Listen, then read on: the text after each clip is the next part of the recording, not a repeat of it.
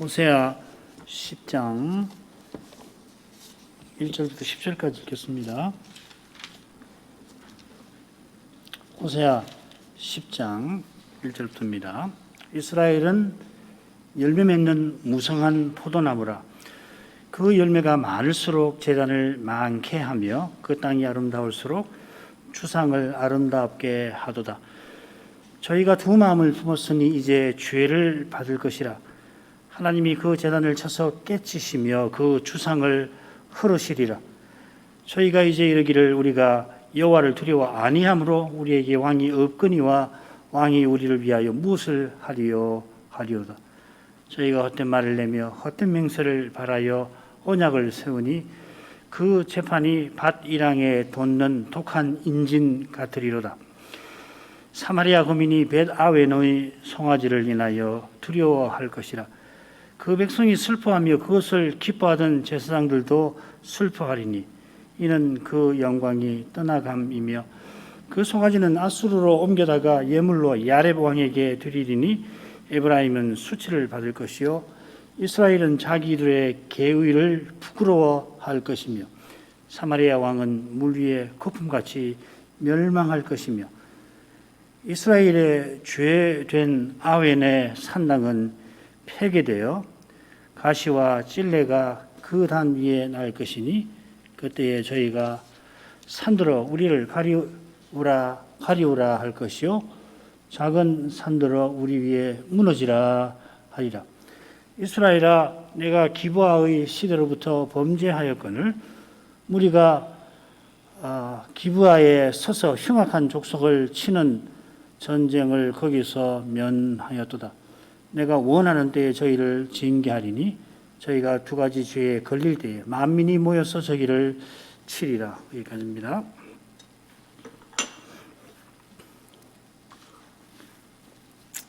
호세아 선지자는 둘째 본론에서 하나님의 심판을 주로 전하지요. 그러니까 아울러서 이 심판을 피하지 못할 죄를 두 가지로 제시를 합니다. 두 가지 죄는 두 가지 사명, 제사장들하고 거룩한 백성의 사명을 허문 그런 심각한 겁니다. 오늘 살필 본문 그 10절에 보면은 두 가지 죄라는 표현이 나오지요.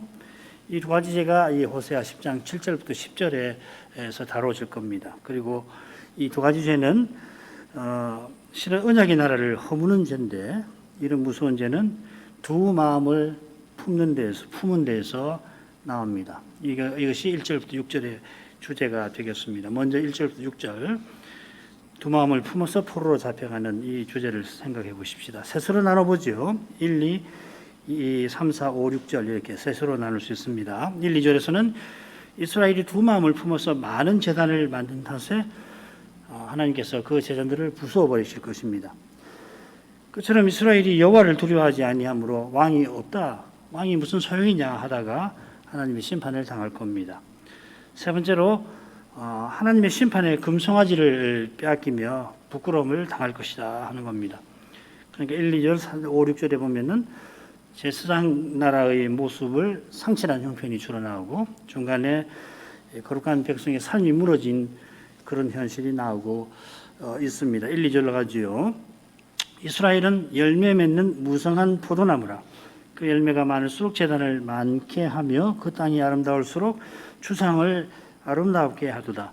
저희가 두 마음을 품었으니 이제 죄를 받을 것이라. 하나님이 그 제단을 쳐서 깨치시며 그 추상을 헐으시리라. 선자는 이스라엘을 열매 맺는 무성한 포도나무라 합니다. 이 포도나무 이미지가 이 하나님의 은혜를 가리키지요. 이 시편이나 또 출애굽기 15장 또 이사야 5장 같은데 잘 나옵니다. 열매 맺는 무성한 포도나무. 얼른 읽으면은 이스라엘이 언약을 이루는 모습 같습니다만은 실은 그들이 언약을 어기는데도 하나님께서 약속대로 복을 주시는 모습입니다.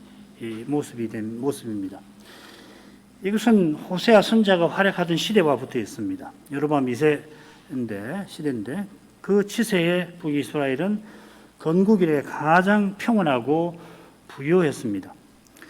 하나님께서 여전히 인내하셔서 열매가 많게 하십니다마는 이스라엘은 열매가 많을수록 제단을 많게 합니다. 많이 만듭니다. 이것은 호세아 2장에서 살폈던 주제를 떠오르게 합니다. 이스라엘이 여호와께서 주신 곡식과 새 포도주와 기름으로 바알들을 섬겼습니다. 2장 8절이죠. 심지어 바알들이 연회한 대가로 내게 준 값이다. 하나님이 주셨는데 바알들이 준 것이라 합니다.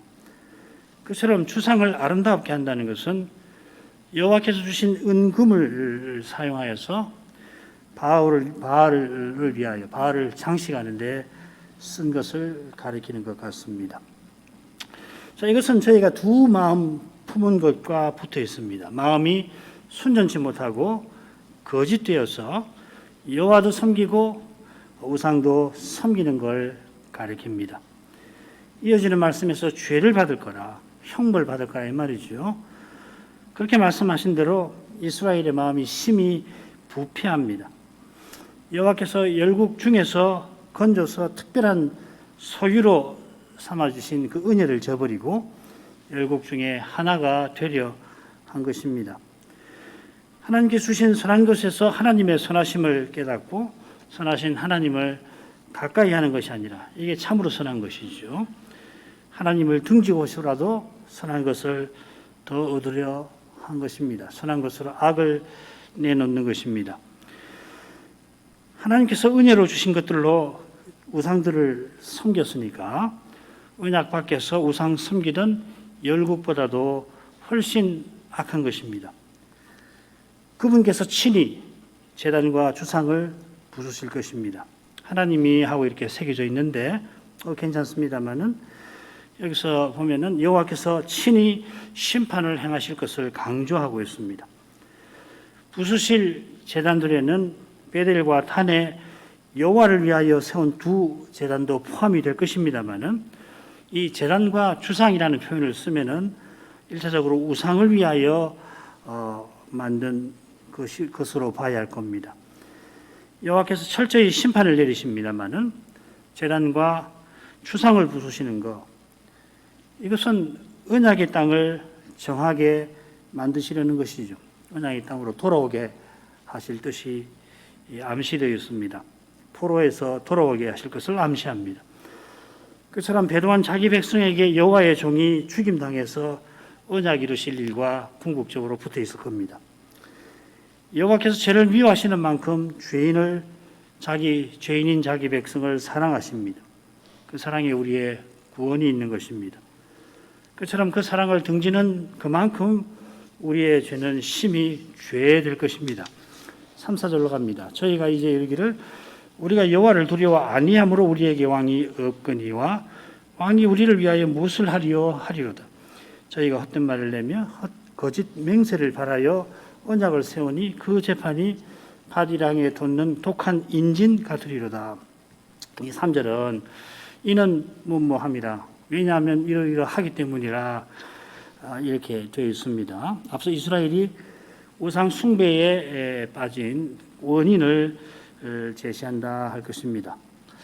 원인을 제시하는데 이스라엘의 과거를 말하는 게 아니라 이스라엘의 미래를 언급을 합니다.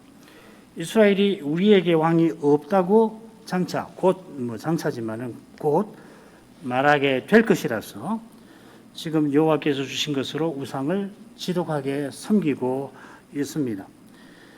이스라엘이 왕이 없다고 행할 일이 4절에 나옵니다. 그런 일을 할 것이므로 지금 우상들을 섬기는 것이죠.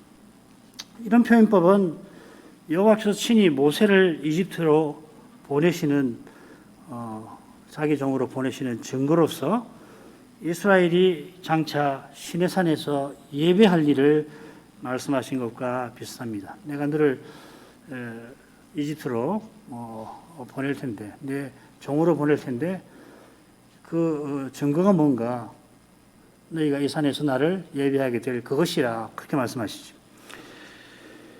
모세대로 하나님의 보내심 받은 것을 믿게 하시려면은 하나님께서 이미 행하신 일을 되시는 것이 자연스럽습니다. 우리는 그렇게 해야죠, 인간은. 그런데 하나님께서 장차 하실 일을 뜻입니다.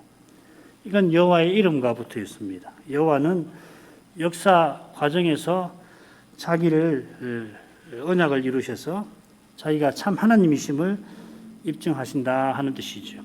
먼저 약속하시고 약속을 믿게 하셔서 믿은 대로 약속하신 것을 받게 하십니다. 그리스도의 재림을 약속하시고 오실 메시아를 그리스도를 믿게 하셔서 장차 그리스도와 같아지게 하는 그때를 향하여 나아가게 하십니다. 그처럼 지금 그리스도께서 약속대로 교회를 세워 나아가심을 믿게 하셔서 심지어 교회가 허물어지는 것 같은 현실을 뚫고 나가게 하십니다. 믿음은 사람으로서 절대 믿지 못할 것을 성신 안에서 참으로 믿는 것입니다. 사람에게서 나올 수 없는 거죠. 고난받는 현실은 약속과 어긋나게 보입니다만은 어긋나 보이는 그 말씀을 믿고서 죄와 죽음의 권세를 이기게 하십니다. 이런 믿음으로 선자는 눈앞에 현실에서 이루어지는 일과 곧 이루어질 일을 참 신비한 방식으로, 이상한 방식으로 전하는 겁니다. 이 믿음 없이는 이게 이해할 수 없는 방식이죠. 곧 이스라엘이 우리에게 왕이 없다 할 것인데 그런 말이 나오는 것은 우상 섬기는 삶과 붙어 있습니다. 그 삶이 바로 여호와를 두려워하지 아니하는 것입니다. 3절은 이스라엘이 곧 정치적으로 불안정하게 될 것을 예언합니다. 우리에게 왕이 없다 하는 말은 여로보암 2세 죽은 다음에 역성혁명이 계속되는 현실을 반영합니다.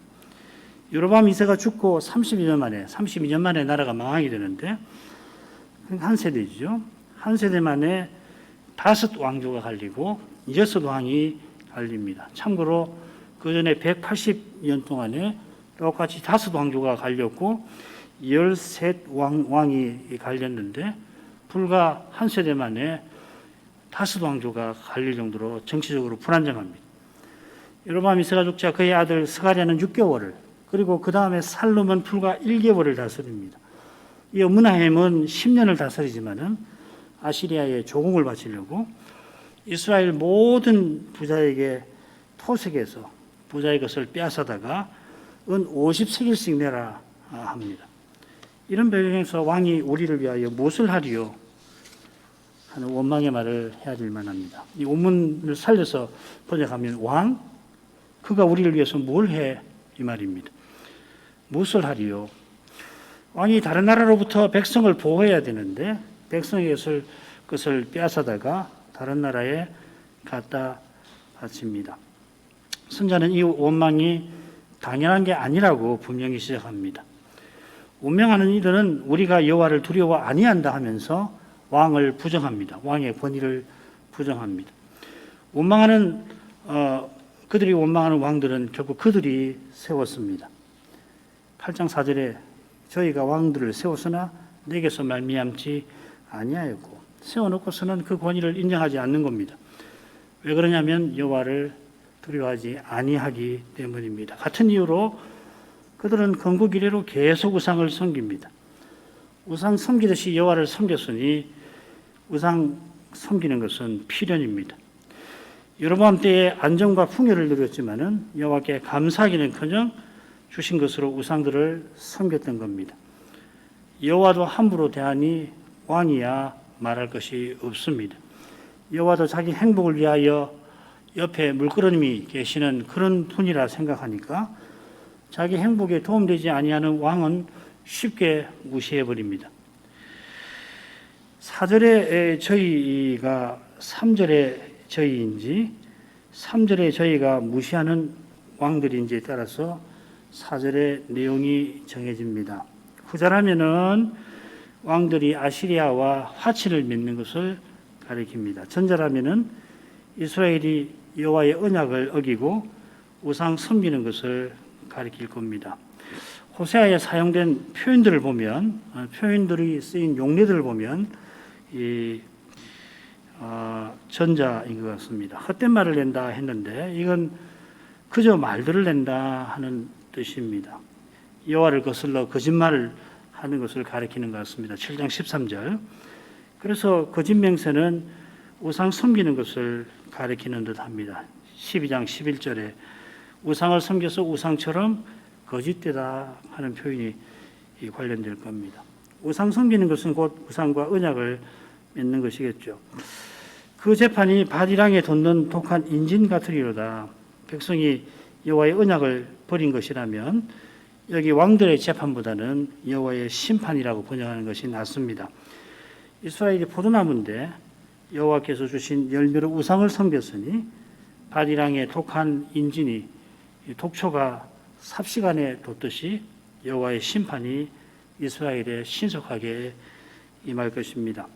5, 6절로 가겠습니다. 사마리아 거민이 벳아웬의 송아지를 인하여 두려워할 것이라. 그 백성이 슬퍼하며 그것을 기뻐하던 제사장들도 슬퍼하리니 이는 그 영광이 떠나감이며 그 송아지는 아수르로 옮겨다가 예물로 야렙 왕에게 드리리니 에브라임은 수치를 받을 것이요 이스라엘은 자기들의 계의를 부끄러워할 것이며. 이건 전에 8장에서 8장 5, 6절에서 살핀 거죠. 사마리아여 내 송아지는 버리웠느니라. 사마리아의 송아지가 부셔뜨리우리라. 같은 예언입니다. 이스라엘이 베델의 송아지를 종으로 바쳐야 할 만큼 완전히 망하게 생겼습니다. 예물로 야렙 왕에게 드리니, 야렙 왕이란 말은 위대한 왕이라는 뜻일 것 같아요. 아시리아 왕을 이렇게 표현했습니다. 사마리아 거민이 벳아웬의 송아지를 인하여 두려워할 것이라 했습니다. 두려워하는 것은 그 영광이 떠나감에 있습니다. 벳아웬의 송아지가 사마리아의 영광인 셈이죠. 이 잘못된 현실을 이스라엘은 두려워해야 합니다.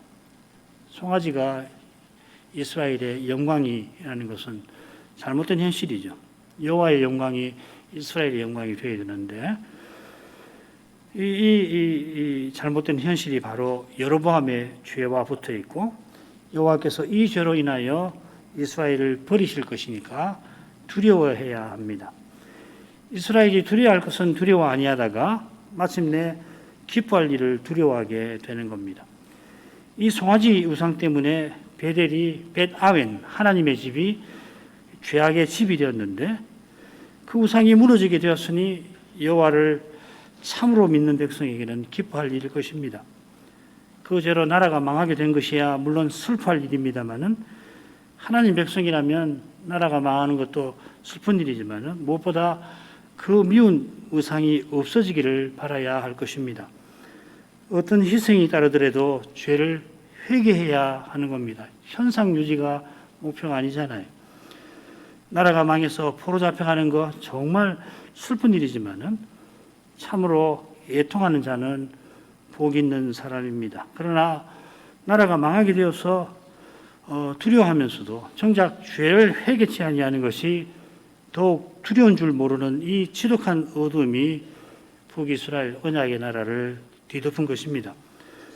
그처럼 벳아웬의 송아지를 기뻐하던 제사장들도 슬퍼할 겁니다. 그들이 즐거운 이유는 속죄제물에 있었죠. 저희가 내 백성의 속죄제물을 먹고 그 마음을 저희 죄악에 두는도다. 백성이 죄를 깨달아서 회개하는 것을 제사장이 기뻐한 게 아니라 백성이 죄지어 가져오는 속죄제물을 기뻐했다 이 말이 즐거워했다는 이야기죠. 자기 제물 넣는 것을 즐거워했습니다. 이 종교 귀족들은 아시리아의 종이 될 것을 슬퍼하지 탐욕의 종이었던 것을 회개치 아니합니다. 이는 그 영광이 떠나감이며 사실 제사장이 기뻐하던 것이 그 영광이라 이렇게 되어 있습니다. 송아지의 영광이라고 되어 있습니다. 그들이 기뻐하던 송아지의 영광은 여호와의 영광이 아니라 세상의 영광입니다. 바알 제사장이 즐거워하던 그것을 이스라엘의 제사장도 바랐던 겁니다. 바알 제사장이 바알을 금과 은으로 화려하게 만듭니다마는 여호와의 영광은 또인들로 만든 번제단을 통하여 비추는 겁니다. 여호와의 성전이 다른 신전들처럼 많은 금으로 물론 만들어지긴 했지만은 성전의 거룩함은 금에 있지 아니하고 성전에 임하신 여호와께 있습니다. 그런데 놀랍게도 바리새인들은 이 금을 성전보다 더 거룩하게 여기잖아요. 굉장한 엄청난 사건인 사실이죠, 사실은. 이런 착각이 벌어지는가? 중요한 것을 모르면 중요하지 않은 것을 중요하게 생각하는 것이죠. 그러니까 슬퍼할 일을 기뻐하고 기뻐할 일을 슬퍼하는 것이죠. 두려워하지 말아야 할 것을 두려워하고 두려워할 것을 두려워하지 않는 것이죠. 바리새인들에게 바로 그런 일이 생긴 것입니다. 하나님 영광을 보지 않으면 이렇게 되는 겁니다. 여호와께서 성전에 계신 것은 메시아를 장차 보내실 사실과 붙어 있습니다. 그 메시아가 느부갓네살 꿈에서는 거대하고 화려하고 무서운 신상이 아니라 작고 볼품없고 평범한 뜨인 돌이었습니다. 그러나 이 메시아는 여호와의 종이 되신 여호와이십니다. 그분은 우리처럼 회개의 세례를 받고 우리의 죄를 지고 십자가에 달리셨습니다. 바로 거기서 우리 하나님의 거룩한 영광이 환히 드러납니다. 이 영광을 가리던 단과 베델의 성소는 무너져야 합니다. 사람이 거기 입힌 영광은 모두 사라져야 합니다. 그걸 연연해서는 안 됩니다.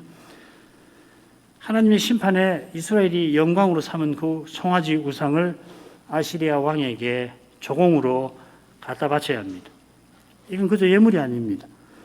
아시리아 왕에게 조공을 바쳐야 하는데 바칠 게 없으니까 급기야는 이 금송아지 우상의 굼을 갖다 바치는 겁니다. 그래서 에브라임은 수치를 받을 겁니다.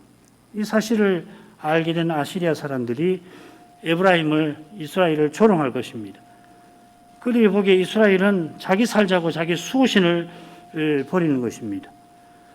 아무리 그렇다고 자기 수호신을 버리다니 하면서 그들은 조롱할 것입니다.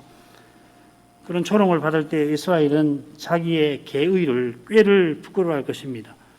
살자고 꾀를 냈지만 들통나서 열국 앞에 고개 들지 못하게 될 겁니다.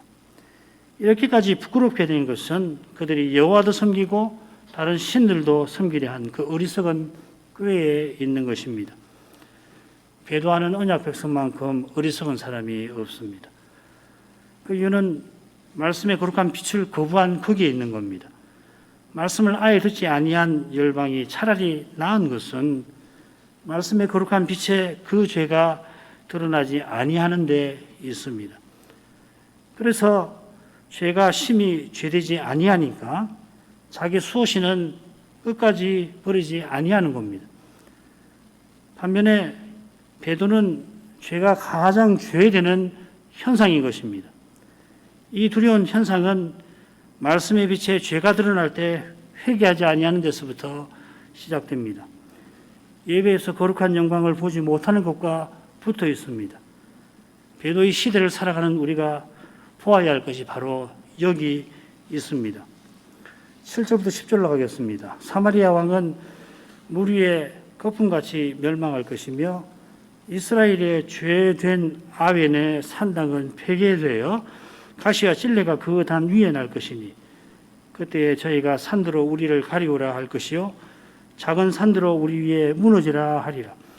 이스라엘아 네가 기브아의 시대로부터 범죄하였거늘 무리가 기브아에 서서 흉악한 족속을 치는 전쟁을 거기서 면하였도다. 내가 원하는 때 저희를 징계하리니 저희가 두 가지 죄에 걸릴 때 만민이 모여서 저희를 치리라. 7절에 보면은 사마리아 왕은 망할 것이다. 그렇게 시작이 되어서 끝에 보면 내가 징계하리니 만민이 저희를 칠 거라 끝납니다. 그리고 중간에는 이스라엘이 산과 작은 산들을 우리에 무너져라, 우리를 가리우라 합니다. 완전한 멸망, 하나님의 심판이 이 부분의 주제지요. 두 가지 죄 때문에 그렇다는 거죠. 사마리아 왕이 멸망하는데 그 모습이 물 위의 거품같이 됩니다. 물 위의 거품이 일었다가 금방 사라지는 것처럼 이스라엘이 속히 망한다는 겁니다. 혹은 이 거품 대신 작은 나뭇가지를 뜻하기도 하는데 바다 물결에 작은 가지가 순식간에 사라지듯이 물결에 사라지듯이 망한다 하는 말입니다. 망하되 이스라엘의 죄된 아웬의 신당이 폐괴될 것입니다. 이 파괴라고 번역해도 괜찮습니다. 흔히는 파괴라고 번역이 되어 있는데 폐괴나 파괴나 결국 같은 뜻입니다. 이스라엘의 죄라는 말은 부정한 이스라엘을 가리킵니다. 하타라는 말인데 이스라엘을 부정하게 만든 것이 아웬의 산당이죠. 여로보암이 베델에 제단을 세워서 이스라엘을 부정하게 만들었습니다. 이걸 여로보암의 죄라고 했는데 역시 같은 낱말입니다. 이스라엘이 하나님을 가까이 하지 못하게 막은 죄, 곧 베델의 제단이 파괴될 것입니다. 거기 하나님의 저주를 상징하는 가시와 찔레가 파괴된 단 위에 자라날 것입니다. 이스라엘이 겪을 심판이 얼마나 두려운지 산과 작은 산을 향하여 자기를 위해 무너지기를 바랄 겁니다. 큰 산이 무너져서 거기에 깔려 죽을지언정 차라리 심판하시는 하나님의 낯을 보지 않게 되기를 원할 정도라 이 말이죠. 요한계시록에 바로 그렇게 되어 있죠. 인간 제국의 흉악한 얼굴보다 여호와의 거룩한 낯이 비할 수 없이 두렵습니다. 그 거룩한 낯에 인간의 죄가 고스란히 드러나서 그렇습니다. 아시리아가 포로를 얼마나 잔인하게 대했는지 역사책에 잘 나옵니다마는 그 두려움이 여호와께서 죄인을 심판하시는 것에 미치지는 못할 것입니다. 아시리아의 포로로 잡혀가던 길에는 그나마 여호와의 선하심이 아직 남아있지만은 장차 여호와의 심판이 임하는 거기는 그 선하심이 완전히 사라질 것입니다. 지금도 하나님의 진노 앞에 그 죄가 숨길 수 없이 드러날 때 이런 비슷한 두려움이 우리의 마음을 사로잡는 것입니다. 구절은 조금 어렵습니다. 이스라엘아 내가 기브아의 시대부터 범죄하였거늘. 이건 뭐 그렇게 어렵진 않아요. 지난 시간에 9장 9절에 보면 이스라엘이 기브아의 시대와 같이 심히 폐위했다 하는 걸 살폈죠. 이스라엘이 사사시대처럼 거룩한 사명에 도무지 쓰임받지 못하게 됐는데 그처럼 사사시대부터 범죄했습니다. 여기 범죄라는 말 8절에 나온 이스라엘의 죄와 똑같은 표현입니다. 이스라엘이 사사시대부터 하나님을 가까이 하지 못할 상태였습니다. 사사시대 끝에 언약궤가 빼앗기고 실로 성막이 무너질 정도였습니다. 실로 성막이 무너지는 것은 예루살렘 멸망과 버금가는 것입니다. 여호와께서 삼손을 통하여 다곤 신당에서 블레셋 지도자들 방백들 5방백을 비롯해서 지도층들을 몰살시키지 않으셨다면 아마 이스라엘은 멸망하고 말았을 것입니다. 이 사건이 사사기 16장에 기록이 되어 있습니다만은 사무엘상에 기록된 언약궤 사건보다 이전에 일어난 게 아니라 이후에 일어난 겁니다. 우리는 이제 사사기 읽고 그다음에 그다음에 사무엘상을 읽으니까 역사 순서가 그렇게 되어 있는 것처럼 삼손 다음에 엘리가 사사가 된 것처럼 생각하잖아요. 그런데 겹칩니다. 엘리가 죽었을 때가 언약궤가 빼앗긴 때인데 그게 주전 1094년쯤이고 삼손이 다곤 신당을 무너뜨리게 죽은 것이 그로부터 한 16년 후 1078년 주전 1078년쯤입니다. 그래서 블레셋이 이스라엘을 초토화시켰는데 이 삼손이 다곤 신당에서 지도자들을 다 죽여버렸기 때문에 이스라엘 더 이상 공격하지 못하게 된 거예요. 일시적으로 이스라엘이 블레셋의 지배에서 잠시 벗어날 수 있었고 바로 그 시기에 하나님이 사무엘을 선지자와 사사로 세워서 이스라엘을 보존해 주신 거거든요. 기적 같은 일입니다. 그게 사실은 역사를 보면 놀라운 일이죠. 안 그렇더라면 예루살렘 멸망과 같은 그런 운명을 이스라엘이 그때 맞이했을 겁니다. 물론 기브아 사건은 사사기 말기가 아니라 초기에 일어난 사건입니다. 가나안에 들어가서 여호수아가 죽고 여호수아와 함께한 장로들이 죽고 난 직후에 이스라엘은 금방 타락하고 맙니다. 그처럼 가나안에 들어오고 얼마 되지 않은 때로부터 계속 이스라엘이 범죄하였습니다. 자, 이 내용은 뭐 어렵지 않은데 이어 나오는 내용은 내용도 사실 파악하기는 어렵습니다. 번역을 조금 고쳐서 읽어보겠습니다. 이스라엘아 네가 기브아의 시대로부터 범죄하였도다. 그들이 거기 그대로 서 있었도다. 전쟁이 기브아에서 그들을 덮치지 않으랴. 불의한 자들에게 내가 원하는 때에 징계하리라. 저희가 2가지 죄에 걸릴 때 만민이 모여서 저희를 치리라. 상당히 다르죠. 그들이 거기 서 있었다는 것은 지금 이스라엘이 기브아 시대보다 훨씬 악한 것을 가리키는 듯합니다. 사사시대의 기브아에서 끔찍한 사건이 벌어지고 말았습니다마는 반복되지 않았는데 지금 이스라엘은 그런 사건에서 떠날 줄을 모른다 하는 것입니다. 전에 기브아에서 나머지 지파들이 베냐민을 치러 전쟁을 벌였는데 지금 이스라엘은 베냐민보다 더 악하니까 더욱이 전쟁을 피할 수 없습니다.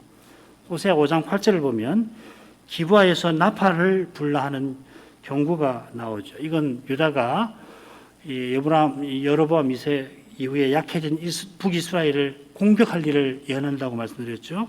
그런데 유다가 공격하는 게 문제가 아니지요. 아시리아의 공격이 곧이어 닥칠 것입니다.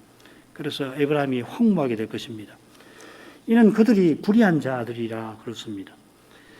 이 불의한 자들은 이 다윗 언약에 나오는 중요한 말입니다. 읽어보겠습니다. 내가 또 내 백성 이스라엘을 위하여 한 곳을 정하여 저희를 심고 저희로 자기 곳에 거하여 다시 옮기지 않게 하며 악한 유로, 여기 악한 유가 불의한 자들입니다. 악한 유로, 그 악한 무리로 전과 같이 저희를 해하지 못하게 하여. 불의한 자는 언약 백성을 망하게 하는 사람들입니다.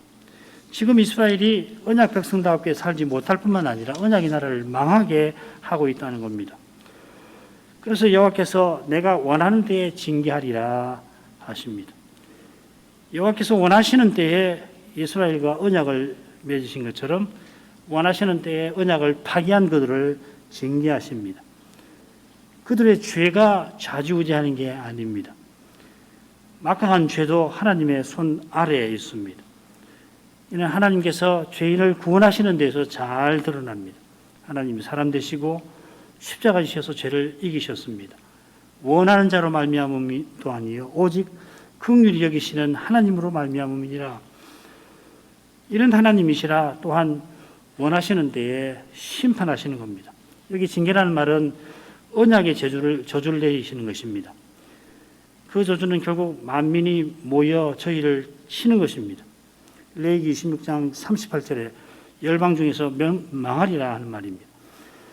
원하시는 때에 심판하시는 하나님이시라 그리스도 안에서 원하시는 자를 또한 구원하십니다. 선자가 전하는 심판에서 그리스도의 영광을 보는 것이 은혜입니다. 선자가 죄와 심판을 전하는 궁극적 목적이 오실 그리스도를 전하는 데 있습니다. 신약교회는 이 그리스도의 영광을 이 호세아 선지서에서 보아야 할 것입니다.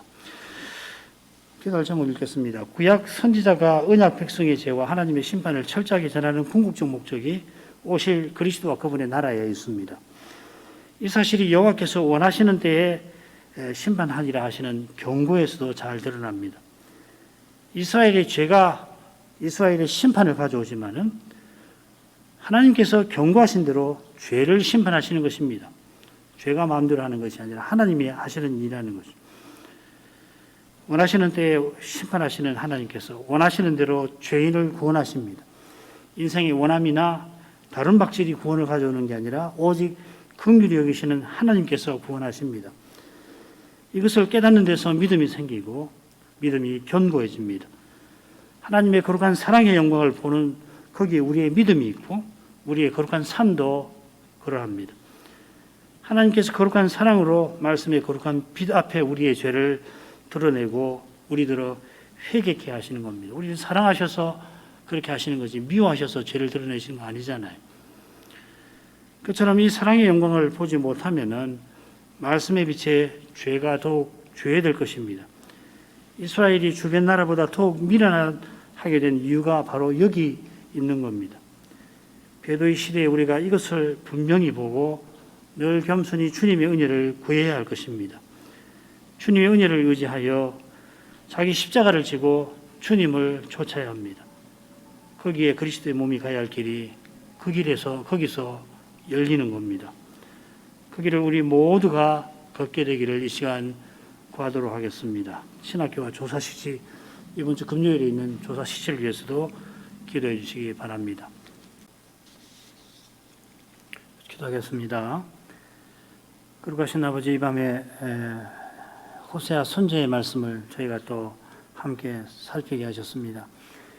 선자가 지지지 아니하고 계속 언약 백성의 두려운 죄를 책망하던 그 심정을 오늘 특별히 잠시 생각하게 하십니다. 선자가 그리한 것은 여호와께서 자기 백성을 향하여 그리하시는 데 있겠습니다. 사람이 아무리 거룩하다 한들 하나님께 감히 견주지 못합니다. 도무지 그럴 수가 없는 것이 선자가 가장 경건한 사람일지라도 스스로는 죄 있는 피조물에 불과한 까닭입니다. 같은 시대에 하나님 말씀을 실로 능력 있게 전파했던 이사야가 선자로 부름받은 그때에 선자로 부름받아서 성신의 신비한 능력으로 하늘 의전의 그 광경을 보았던 때, 그때 그래 하늘의 의전이 여호와의 옷자락으로 가득하였고 서랍들이 여호와의 영광을 찬송하는 것을 그가 보았는데, 그런 그가 여호와의 거룩하신 영광 앞에서 하루다 나여 망하게 되었다 고백하였습니다. 서랍들이 거룩하다 거룩하다 거룩하다 만군의 여호와여 찬송하며 그 얼굴과 두 발을 날개로 가리는 그 광경을 보았던 선자는 자기가 입술이 부정한 사람이요 입술이 부정한 백성 중에서 거하는, 그러므로 다른 백성과 근본적으로 다를 것 없는 그런 죄인임을 깨달은 것입니다. 여호와께서 그를 선자로 세우시면서 성신으로 자기가 선자로 아무 자격이 없고 심지어 한 인간으로서 하나님 앞에 도무지 설 수 없는 존재인 것을 그를 선자로 세우시면서 이 진리를 일깨우신 줄로 압니다. 이는 선지자 이사야가 하나님 말씀만을 온전히 전하게 하려 하신 것이고, 말씀 전하는 길에 온갖 고난을 당할지라도 능히 견디게 하심인 줄 압니다. 바울 사도가 시궁창에 찌꺼기같이 또 개선 행렬에 끌려가며 사람들의 조롱을 받는 포로와 같은 자로 자처하여서 그 위대한 사명을 감당할 수 있었던 것 같이, 이사야는 매국노라는 모함을 받으면서 또 말년에는 톱에 켜서 죽임을 당하게 되지만은 맡은 사명을 끝까지 이루었던 것이 오직 하나님의 거룩한 영광 앞에서 늘 자기가 죄인이며 이런 죄인을 정결케 하시고 거룩한 사명에 써주시는 여호와의 사랑을 깨달은 데 있는 줄 압니다. 그런 사랑을 깨달은 호세아라 오실 메시아를 바라는 믿음 위에서 하나님이 맡기신 그 사명을 충실하게 이룰 수가 있었습니다. 비록 언약 백성이 기브아의 시대처럼, 아니 그 시대보다 더욱 범죄하였기에 여호와의 심판을 피할 수가 없다는 것을 전해야 했지만은, 그러나 자신이 전하는 그 말씀을 여호와께서 듣게 하시고 깨닫게 하시는 이들이 있음을 그는 알았습니다. 그들이 자기처럼 오실 메시아를 바라보기를 바랐습니다. 여호와께서 원하시는 대로 심판하시지만은, 그러나 원하시는 대로 긍휼히 여기실 자를 여기시는 그 사랑을 의지하여서 함께 저 어두운 시대를 견디며 이기기를 구한 줄 압니다. 선자의 이런 심정을 말씀에서 늘 깨닫게 하시옵소서. 그 길이 바로 그리스도의 말씀을 순전하게 전하고 받는 거기에 있음을 고백합니다. 그 말씀을 참으로 깨닫는 교회와 신자는 날마다 자기를 부인하고서 자기의 십자가를 지고 주님을 쫓아갈 것입니다. 사람으로서는 도무지 이러한 명령을 받들 엄두가 나지 않지만은 내게 사는 것이 그리스도시라 일깨워 주셔서 심지어 죽는 것도 손해가 아니라 유익이라고 확신하면서 주님과 같아지는 목표로 나아가게 하실 것입니다.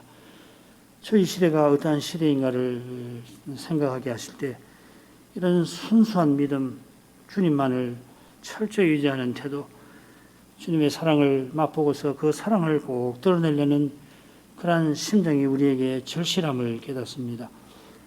주의 사랑하시는 자녀들, 사랑하시는 교회들을 긍휼히 여기셔서 이러한 믿음으로 이 하루도 지상의 하루를 살아가게 하여 주시기를 구합니다. 예수님의 이름으로 기도합니다. 아멘.